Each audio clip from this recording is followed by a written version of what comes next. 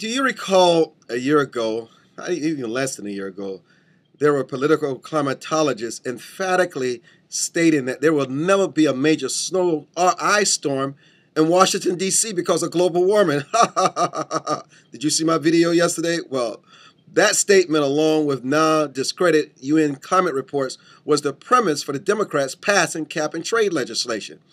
You remember that well-publicized legislation that imposed an additional energy cost of between $1,000 and $3,000 on everyday American families, and that transferred much-needed manufacturing jobs and wealth to emerging countries who wouldn't even sign on to this dubious climate theory of global warming because they thought it was ridiculous. They knew it had no legs. They knew it was a money gouger, and they just dismissed it. It's ironic, though, that a mere 9 months since the passing of this legislation, our nation's capital, your beloved Washington, D.C., is witnessing and suffering through the third record snowstorm of this winter season. And let me tell you something. Snow is 8 and 10 feet high. Our recent and current snowy blizzard conditions are consistent with what? A decade-long cooling period. Please, global warming? Give me a break. Fortunately, though, our founding fathers had the insight and fortitude to structure a legislative system which requires an inordinate amount of time just to enact legislation. Thank God for small things.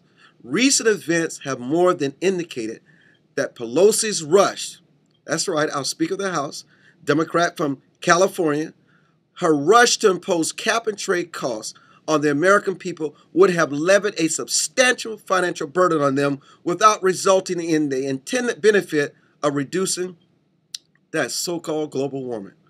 I must tell you, we really owe a debt of gratitude to the slow-moving process in the United States Senate, which literally halted Pelosi's out-of-control locomotive rushing to become a disastrous energy policy on we the people. Thank God for small things, for small blessings. Global warming is a lot of hype, doesn't exist. It's a joke. Just look at Washington, D.C. and these blizzard conditions that we now face. I'm Armstrong Williams.